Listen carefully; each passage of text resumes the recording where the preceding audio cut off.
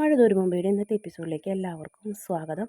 അങ്ങനെ അലീനെ കണ്ട വഴിക്ക് മുത്തശ്ശി എൻ്റെ മോളെ എന്ന് വിളിച്ച് നീ പോയില്ലായിരുന്നു എന്ന് ചോദിക്കും. പോയതാ, കറക്റ്റ് സമയത്ത് ഞാൻ കണ്ടതുകൊണ്ട് ഇങ്ങോട്ട് പിടിച്ചിട്ട് തരാൻ പറ്റിയെന്ന് പറയും. എല്ലാവരും കൂടെ എൻ്റെ മോളെ കള്ളിയാക്കി തെറ്റ് ചെയ്യാത്ത അവളെ പുറത്താക്കാൻ നോക്കി മനു എന്ന് പറയും. ഇവളും അത്ര നല്ലതൊന്നല്ല എന്ന് പറയും. അപ്പോൾ മുത്തശ്ശി ആകെ ഞെട്ടും. എടുക്കാത്ത പണം എടുത്തു എന്ന് പറഞ്ഞ് അവിടെ എണ്ണി കൊടുത്തില്ലേ, സാമർത്ഥ്യം കാണിച്ചില്ലേ എന്നൊക്കെ ചോദിക്കും. അത് പറയുമ്പോൾ അലീനയ്ക്ക് വിഷമാവും. അലീന പറയും അത് പിന്നെ ഞാൻ തെറ്റ് ചെയ്യാണ്ട് എന്ന് പറയും. ആ മതി മതി, ബാഗൊക്കെ അവിടെ കൊണ്ടുവച്ചിട്ടേ എനിക്ക് നല്ലൊരു ചായ എടുത്തിട്ട് വായോ എന്ന് പറയും. എന്നിട്ട് അലീന അകത്തേക്ക് പോകുമ്പോൾ വാതിലൊക്കെ അടയ്ക്കേണ്ട മനു പറയുന്നു. മനുവിനോട് ചോദിക്കും, എൻ്റെ മോനെ ഞാനൊരു കാര്യം പറയട്ടെ, ഇന്നാൾ അവൾ എന്നോടൊരു കാര്യം പറഞ്ഞു എന്ന് പറയും. എന്ത് എന്ന് ചോദിക്കും. അതേ, ഈ വീട്ടിൽ അവൾക്ക് സ്വന്തം വീട് പോലെയാണ് ഈ വീട്. ഈ വീട്ടിലുള്ളവരൊക്കെ സ്വന്തം കൂടപ്പിറപ്പുകൾ പോലെയും അച്ഛനെയും അമ്മനെയും മുത്തശ്ശനെയും പോലെയൊക്കെയാണ് അവൾ പറഞ്ഞത്. അതുകൊണ്ട് തന്നെ എന്തോരം വഴക്ക് കേട്ടാലും അവൾക്കൊരു വിഷമവും ഇല്ല എന്ന് പറയും. അപ്പോൾ മനു പറയുന്നുണ്ട്, ഇത്തിരി സ്നേഹം കിട്ടിയാൽ മതി മുത്തശ്ശി, എന്ത് സഹിച്ച് നിന്നോളും, പാവമാണെന്ന് പറയും. അതുകൊണ്ടല്ലേ മുത്തശ്ശൻ അത്രയും വഴി പോയി കഴിഞ്ഞിട്ട് അവളെ അങ്ങോട്ട് കൊണ്ടുവന്നത്. അതെന്താവോ എന്നിങ്ങനെയൊക്കെ ചോദിക്കുന്നുണ്ട്. എന്തായാലും പാവം മോൻ വന്നത് നന്നായി, ഇല്ലെങ്കിൽ ഒരു പാവം പെൺകുട്ടിയുടെ കണ്ണീര് ശാപം ഈ വീട്ടിൽ കിട്ടിയേനെന്ന് പറയും. പിന്നീട് അലീനനെ കാണിക്കുന്നുണ്ട്. അലീന അടുക്കളയിൽ ചായ എടുക്കാനൊക്കെ പോവുകയാണ്. ആ സമയത്ത് ചായ കൊണ്ട് ബാലേന്ദ്രൻ്റെ കൊടുക്കും. ആ സൂപ്പർ ചായ എന്നൊക്കെ മനു പറയും. ഭക്ഷണം എടുക്കട്ടെ എന്ന് ചോദിക്കും. ഭക്ഷണം എടുത്തോ, അലീന കഴിച്ചോ എന്ന് ചോദിക്കും. ഇല്ല. അത് ശരി, ഉണ്ടാക്കി വെച്ചിട്ട് കഴിക്കാനുള്ള പോയേന്ന് ബാലേന്ദ്രൻ ചോദിക്കും. അതെ എന്ന് പറയും. എന്നാൽ 3 പേർക്കുള്ളത് എടുക്കാൻ പറയും. അങ്ങനെ നമ്മുടെ ബാലേന്ദ്രനോട് മനു ചോദിക്കുന്നത്, ആൻറ്റി എന്തിങ്ങനെ, ആൻറ്റിക്ക് എന്തൊരു പ്രത്യേക സ്വഭാവം എന്നൊക്കെ ഒരു പുറത്ത് പോയി പഠിച്ചതെന്ന്, പക്ഷേ ചില നേരത്തുള്ളൊരു സൈക്കോണെന്ന് പറയും.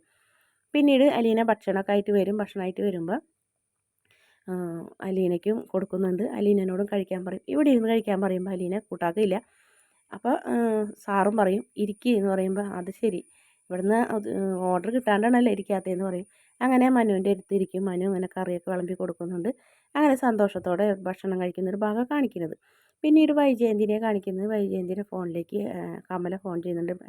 കമലെ എന്താ കമലടുത്തിന്ന് ചോദിക്കും. അത് ഹരി മനുവിനെയും കൊണ്ട് അങ്ങോട്ട് വന്നല്ല, എന്തായിന്ന് ചോദിക്കും. എന്താവാൻ, അവിടെ ആകെ പ്രശ്നങ്ങളായിരുന്നു. ഹരി വന്നു കഴിഞ്ഞിട്ട് അലീനോട് മോശമായി പെരുമാറിയെന്നോ മോതിരം കൊടുത്തുന്നോ റൂമിൽ കയറിയെന്നോ അങ്ങനെ എന്താണ്ടൊക്കെ പറയണ്ടേ.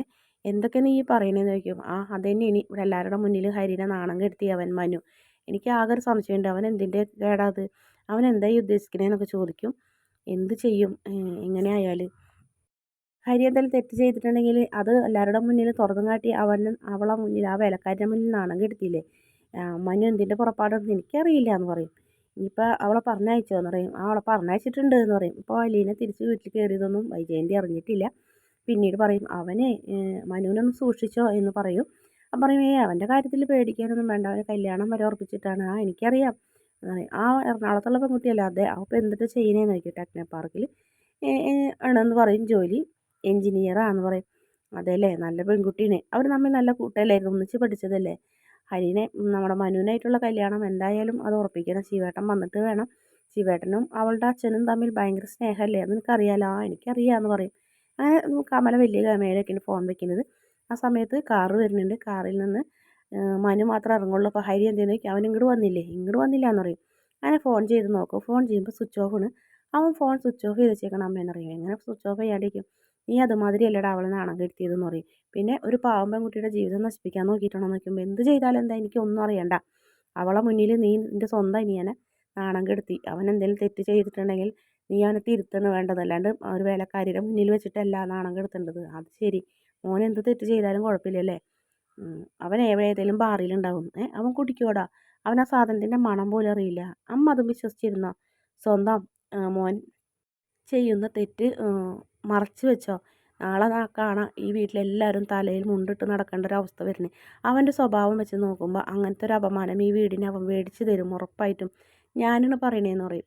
അങ്ങനെ മനുവിനോട് അപ്പോൾ ദേഷ്യം വരുന്നത്, നീ എന്തായാലും ചെയ്തത് ശരിയായില്ല, അവനവിടെ ഇട്ടിട്ട് അപമാനിച്ചിട്ട് അവൻ എവിടേക്ക് പോയാവോ എന്താണെന്ന് അറിയില്ല. എനിക്ക് അവൻ എന്ത് തെറ്റ് ചെയ്താലും അതൊന്നും അറിയേണ്ട കാര്യമില്ല, അവനെനിക്ക് ഇവിടേക്ക് കൊണ്ടുവരണം. നന്നായി അമ്മേ നന്നായി എന്നും പറഞ്ഞ് മനു അകത്തേക്ക് കയറിപ്പോവും. പിന്നീട് ബബിത ആർക്കാണ്ടൊക്കെ ചാറ്റ് ചെയ്യുന്നത് ഭയങ്കരമായിട്ട് സന്തോഷത്തോടെ പുഞ്ചിരിച്ചൊക്കെയാണ് ചെയ്യുന്നത്. അമ്മനെ കണ്ടിട്ടും വലിയ മൈൻഡൊന്നും ഇല്ല, ചാറ്റ് ചെയ്തുകൊണ്ടേ ഇരിക്കുന്നു. ആ സമയത്ത് അവിടെ വന്നു കഴിഞ്ഞിട്ട് വൈജയന്തി ചോദിക്കും, അച്ഛൻ ഇന്ന് പോയില്ലേ? ഇല്ല, അച്ഛൻ ഇവിടെ ഉണ്ട്. അച്ഛൻ എപ്പോൾ വന്നേ അതൊന്നും എനിക്കറിയില്ല എന്നറിയും. അവൾ ഇവിടെ ഉണ്ട്. ആര്, അലീനയോ? അവളിപ്പോൾ ഞാൻ പറഞ്ഞയച്ചതല്ലേ എന്നറിയും. അതന്നെയാണ് ഞാൻ ആലോചിക്കുന്നത്. പറഞ്ഞയച്ച ആളിവിടെ ഞാൻ വരുമ്പോൾ അയൺ ചെയ്യുന്നുണ്ട് അവിടെ ഇരുന്നിട്ട്. നീ അച്ഛനോട് ചോദിച്ചില്ലേ? ഞാൻ ചോദിച്ചൊന്നുമില്ല. അച്ഛൻ ഒരുപാട് ബില്ലൊക്കെ നോക്കി കണക്കൊക്കെ നോക്കിയിരിക്കും എന്ന് പറയും.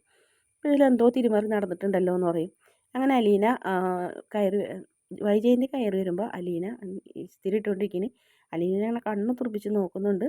ആ സമയത്ത് തന്നെ അലീനയും വൈജയന്തിയെ നോക്കി നിൽക്കുന്നതോടെയാണ് ഇന്നത്തെ എപ്പിസോഡിൻ്റെ അവസാന ഭാഗം.